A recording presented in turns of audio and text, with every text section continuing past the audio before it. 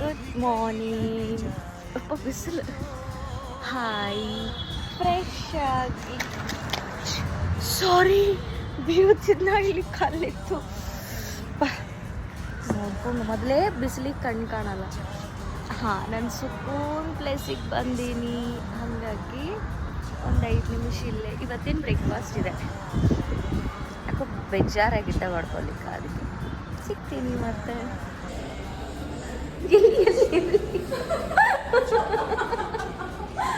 ಹಿಂದ್ಗಡೆ ಬರ್ತೀಯಾ? Hi, good morning. Hi hi ಹೇಳು. ಬನ್ನಿ, ಗುಡ್ ಮಾರ್ನಿಂಗ್ ಹೇಳು.